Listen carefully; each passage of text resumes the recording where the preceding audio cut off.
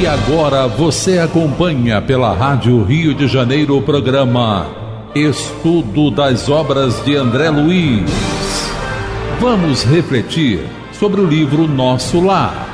Produção e apresentação, Tereza Cristina e Marco Antônio. Olá, caros ouvintes da Rádio Rio de Janeiro. Estamos começando mais um programa de estudos das obras, não é, que foram psicografadas por Francisco Cândido Xavier pelo espírito de André Luiz. Estamos estudando o livro Nosso Lar. Amigos ouvintes da emissora da Fraternidade, é com muita alegria que novamente retornamos aqui para darmos continuidade ao estudo da obra Nosso Lar. Nós estamos no capítulo 37 e no último programa nós comentamos sobre a chegada da ministra para a sua preleção. O capítulo é a preleção da ministra e ela está chegando para uma preleção, uma palestra. E os detalhes, sempre os detalhes que André Luiz coloca da maravilha do recinto verde, grandes bancos de relva, nós comentamos sobre isso, né? A questão da necessidade do nosso contato sempre com a natureza, observando as maravilhas divinas. Ele coloca aqui que flores variadas brilhando, e mais adiante ele fala que a assistência em mais de 1.000 pessoas, né? E a disposição da Assembleia. Comentamos sobre isso também, uma palestra, falamos sobre a quantidade de pessoas, abrimos mais o raciocínio na quantidade de pessoas para a observação de um estudo na Casa Espírita. A Tereza que leu itens do Livro dos Médiuns, em que Allan Kardec coloca a necessidade da formação de pequenos grupos para o estudo. 334. Né? O item foi o 334 que ela leu. Necessidade de formação de pequenos grupos para o aproveitamento melhor do estudo. Não é? Então, aí comentamos sobre isso também. E não esquecendo, lembrando sempre que a ministra veneranda, ela viu Jesus, informações já trazidas por André Luiz anteriormente aqui na obra Nosso Lar, que é a ministra veneranda, ela viu Jesus nas esferas resplandecentes. Lembramos disso também. E ver Jesus nas esferas resplandecentes, há necessidade de uma sintonia real com ele. Não é? Então, daí a gente tem noção da elevação desse espírito. Então, nós vamos continuar Qual o número do parágrafo, Tereza? Vamos começar a ler. A gente pode repetir o 10º. Uhum. Calculei. 10º parágrafo, Isso. então. Calculei a assistência em mais de 1.000 pessoas. Na disposição comum da grande Assembleia, notei que 20 entidades se assentavam em local destacado entre nós, outros, e a eminência florida onde se via a poltrona da instrutora. Então esse parágrafo chamou a atenção porque ao leitor assim incipiente na doutrina, ele pode, como eu achei quando li o livro a primeira vez, ele fala assim, são 1.000 pessoas e era uma grande assembleia, 20 pessoas, 20 de 1.000, só 20 se assentavam em local destacado. Entre eles, André Luiz e a mesa lá da diretoria, que vai ficar a veneranda. Quando eu li a primeira vez, na minha total ignorância ainda, eu falei, tem privilégio quem vai sentar tal? Jesus não falou que era para ceder o lugar e tal? Então esse raciocínio passou pela minha cabeça lá atrás, quando eu comecei a ler o livro a primeira vez. Mas, observando aqui,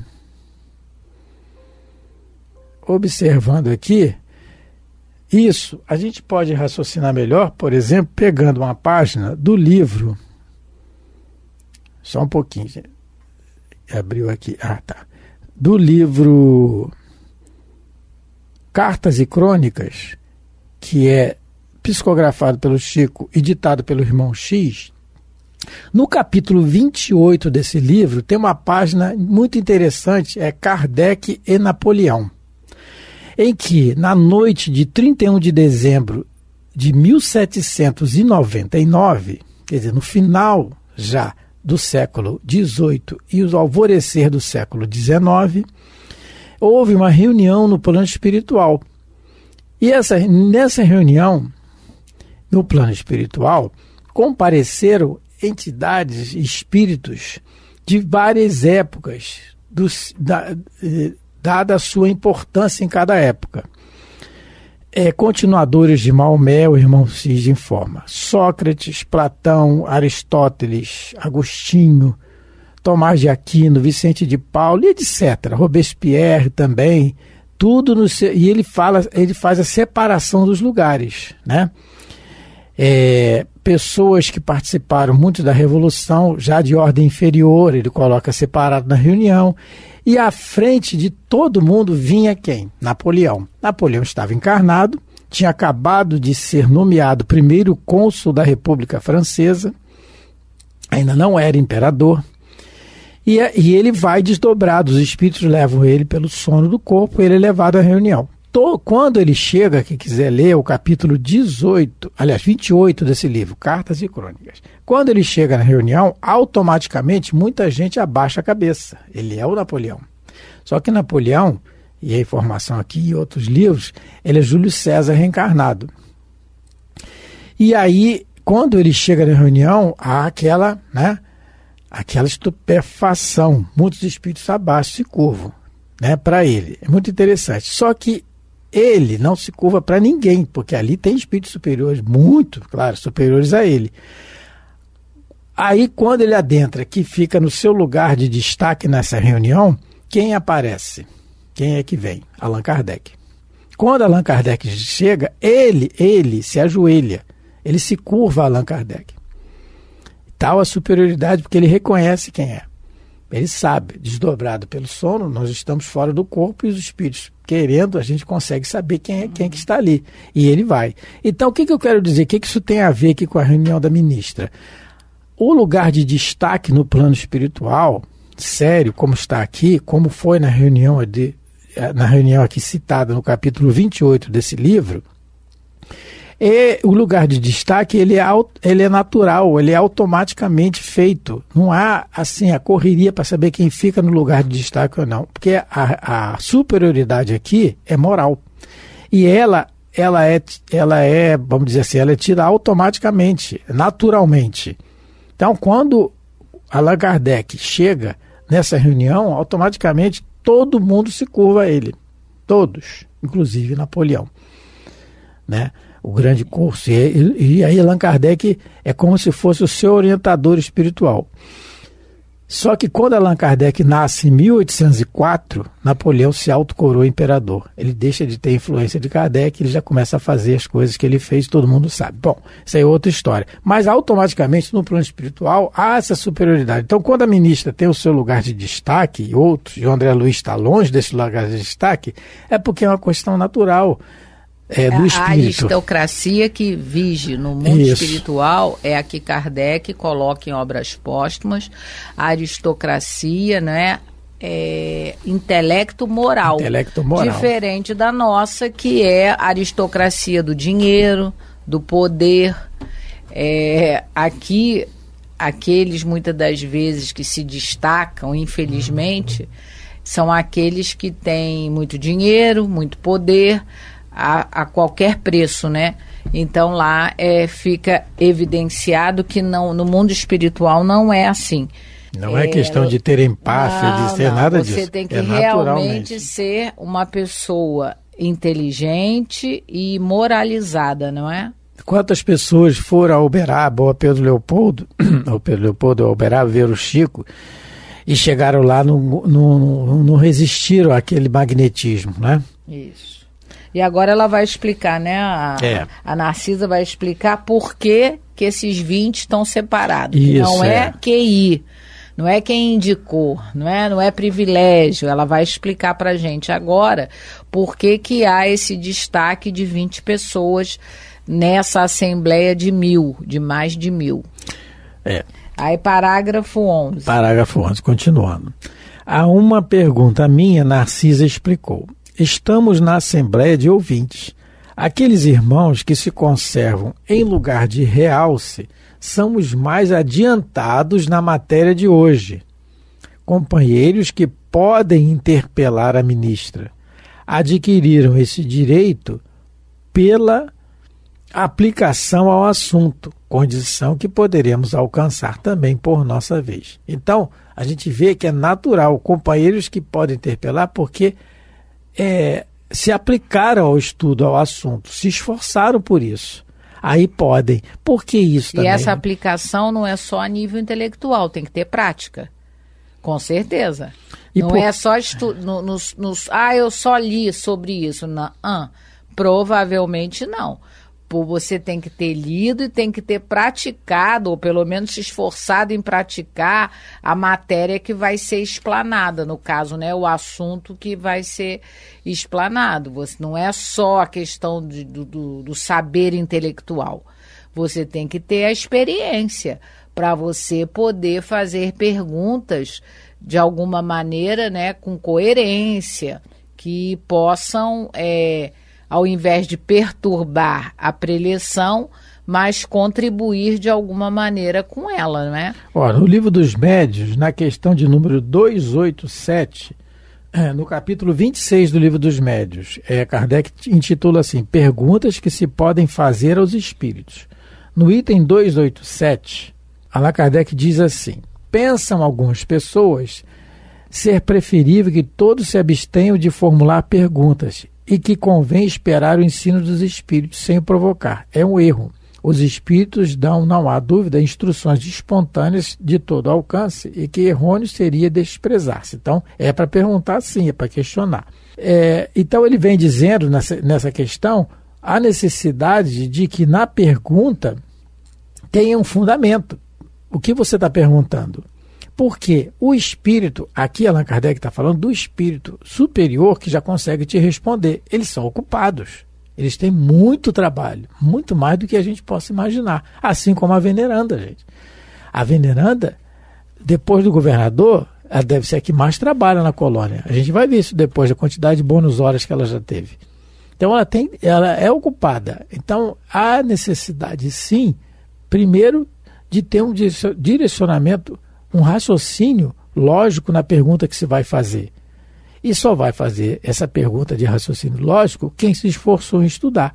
Então, no item 287, capítulo 26 do Livro dos Médios, é muito interessante quem possa ler, observar isso aí, na questão da como perguntar, como fazer perguntas. Porque aí a gente fica assim, impulsionado a estudar mais, né? A gente, então, nota que lá nas palestras que acontecem, tanto da veneranda ou de outros ministros, lógico, de outros ministérios e do próprio governador, tem regra para assistir e tem regra para perguntar. A regra para assistir é aquela que o Tobias falou para o André Luiz. Olha, você vai se você realmente estiver interessado. Não é? Essa é a regra para você assistir qualquer palestra aqui. Você que o motivo seja realmente o interesse verdadeiro e não apenas não ter o que fazer, eu vou para lá. Né? Eu gosto de ver pessoas, vou para lá. Não é assim. Essa é a regra para quem pode assistir. E a regra para quem pode perguntar é realmente a pessoa ter o conhecimento do assunto e também a prática do assunto, com certeza, as duas coisas unidas. Ter a experiência, né, a vivência do que vai ser estudado. Então, pelo Kardec, que a gente está vendo, são essas duas regras. E Allan Kardec fala nesse item que a gente citou, que os espíritos superiores, eles são os primeiros a provocar explicações, provocar raciocínios nas pessoas. Porque provocar o raciocínio é fazer a pessoa estudar mais. Saber, qual é a finalidade da gente estudar mais? É saber o que estamos fazendo aqui, o que acontece em torno de nós. Nós estamos rodeados de fenômenos o tempo todo que às vezes a gente não observa, não é? Então, esse raciocínio, essa provocação que os espíritos superiores fazem, é só a gente fazer uma analogia aqui conosco, aqui na Terra, com nossos governantes. Os governos que não querem que o povo progrida fazem o quê? Qual é a primeira coisa que eles destroem? A educação. Todo mundo sabe disso. Então a instrução é a base de um futuro melhor para o espírito. O progresso intelectual, ele impulsiona o moral. Significa o quê? Quem já é moralmente evoluído já passou muito pela intelectualidade. Sempre. Então, o maior exemplo disso é o Mestre Jesus, o construtor do planeta. Como é que você vai construir um planeta sem conhecimento? Não é? Então, o estudo é necessário sempre. Isso. Continuando. Parágrafo 13. Estamos... Não pode você... Aí ela pergunta a André Luiz, não pode você figurar... Ele pergunta para ela. Desculpa, André Luiz que pergunta. Não pode você figurar entre eles? Indaguei.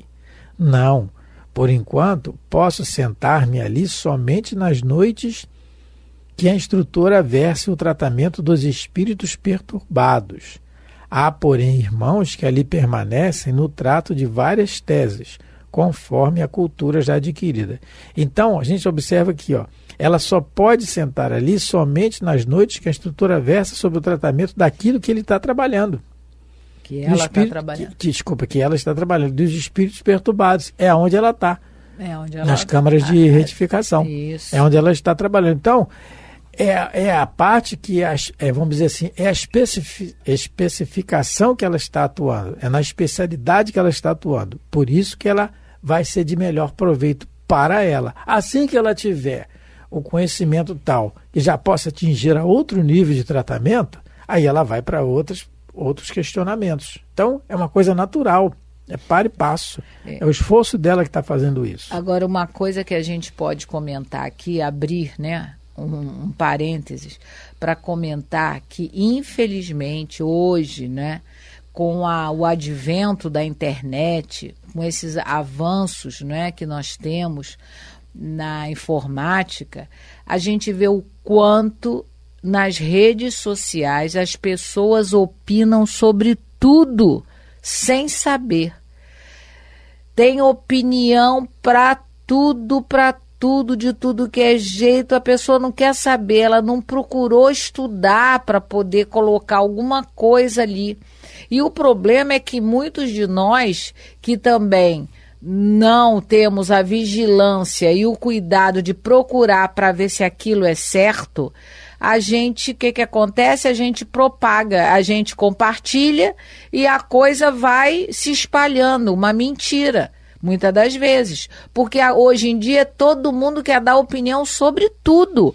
Eu fico boba às vezes de ver na internet, não é? No Facebook, até mesmo às vezes no WhatsApp também, no Instagram, a gente vê assim, como é que se diz? Sobre o Chico Xavier, colocando palavras na boca de Chico Xavier que nunca foram ditas por ele. Quem estuda um pouquinho sabe que jamais o Chico falaria determinada coisa. Ou então colocam, eu já vi uma vez, novena de Chico Xavier. Como é que pode o Chico ter ensinado uma novena para alguém? Ou então simpatia de Chico Xavier para emagrecer, eu já vi isso. Quer dizer, porque a pessoa a internet parece que é um território livre, cada um bota o que quer, então a gente tem que ter muito cuidado com o que a gente anda lendo nas redes sociais e propagando, sem ter a certeza de que aquilo é verdade. Às vezes no nosso grupo de WhatsApp, lá da nossa casa espírita, as pessoas, né, inadvertidamente colocam as tais das fake news. E a gente tem que ter muito cuidado com isso antes de repassar. Existe um site, eu acho, que faz essa pesquisa do que é notícia fake, do que não é, e o que é fake e o que não é. Que as pessoas possam ir lá perguntar, porque está todo mundo, ao contrário do que acontece no mundo espiritual, que só pode perguntar, só pode falar, dar a sua opinião numa palestra quem tem conhecimento de causa, quem tem experiência, e a gente está fazendo justamente ao contrário, colocando nas redes as nossas opiniões e não quer saber se está certo, se está errado. E, de repente, alguma pessoa mais ignorante pode ler alguma coisa que não é verdade e se impressionar de uma maneira, né? E ficar desequilibrada com aquela notícia. E outra coisa aqui, ó. Paulo, na sua carta aos Efésios, capítulo 4, ele diz assim: e assim vos rogo eu, está escrevendo aos Efésios, o preso do Senhor, que andeis como é digno da vocação com que fostes chamados. Então o título, o Emmanuel comenta essa passagem intitulando uma página chamada Obediência Construtiva, está no livro Vinha de Luz. Por quê? Ele está informando aqui o André Luiz, pode sentar-se ali somente nas noites que a instrutora versa o tratamento dos espíritos perturbados. Está indo lá voluntariamente e está se assentando no local onde ela tem que se assentar. Então é uma obediência construtiva isso aí. Tanto que ela, mais adiante, diz assim: há, porém, irmãos que permanecem no trato de várias teses conforme a cultura já adquirida. Aí é diferente, a cultura já adquirida. E para adquirir essa cultura, houve um esforço pessoal. E todo o esforço pessoal no direcionamento do bem é engrandecimento para o espírito. Os espíritos nos dizem, Paulo diz isso também, que aquele que sabe é devedor daquele que não sabe. Olha o que Paulo diz. Aquele que tem a informação, que tem o conhecimento, é devedor daquele que não possui. Por quê? A função de quem sabe é distribuir a informação, é passar aquilo ali. É obrigação nossa, é obrigação. O exemplo disso é Jesus. Tanto que ele diz, bom, título de bom ele não aceitou, porque ele diz que bom só Deus, mas de mestre ele aceitou, mestre eu sou, ele diz isso no Evangelho. Então o mestre é aquele que ensina, Jesus, o mestre por excelência, nos dando ensinamentos na simplicidade da natureza, com as suas parábolas, com o cotidiano da vida, da onde ele vivia, na sociedade que ele vivia, dos judeus, ele nos dando os ensinamentos, mestre ele é. Então aquele que sabe é devedor daquele que não sabe. Então, o que Paulo quer dizer com isso? Aqui aquele que sabe está devendo para aquele que não sabe, devendo ensinamento. É obrigação nossa. Então, a obediência construtiva passa por aí também. Ele está dizendo para o André Luiz que ele sabe o lugar de sentar somente ali. Então, somente aqui eu posso ficar porque eu tenho conhecimento para isso, para absorver o conhecimento de que ela vai passar, né? Mas tem gente que tem mais.